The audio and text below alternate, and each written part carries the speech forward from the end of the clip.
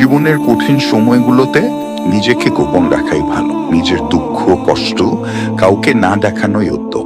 জীবনে যদি কখনো খুব করে ভেঙে পড়েন, তাহলে নিজের দুঃখ কষ্টগুলো নিজের মাঝে এমন ভাবে আড়াল করে রাখবেন যেন আপনার গা ঘেঁষে বসে থাকা মানুষটিও টের না পায় গোপনে আপনি ভেঙে পড়েছেন। খুব পড়ে ছারখার হয়ে গেছে মনের বন, আকস্মিক ঝড়ে ঝরে গেছে জীবন বৃক্ষের সব কটি সবুজ পাতা।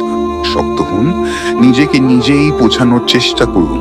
এত সামান্য বাতাসে ঝরে যেতে নেই, ভেঙে যেতে নেই এমন হালকা আঘাতে। কান্না পেলে একা একা গোপনে কাঁদেন, তবুও নিজের দুঃখের ক্ষতগুলোকে কাউকে দেখাতে যাবেন না। মনে রাখবেন যে নিজের জন্য আলো হতে পারে না, পৃথিবীর সমস্ত আলো মিলেও তাকে কখনো পথ দেখাতে পারে না। জানেন তো, মানুষ বড়ই নিষ্ঠুর, নির্দয় ও স্বার্থপর। ভেঙে যাওয়া মৌচাক দেখলে ঝিল মেরে আরো বেশি ভেঙে দিয়ে পৈশাচিক আনন্দ পায়।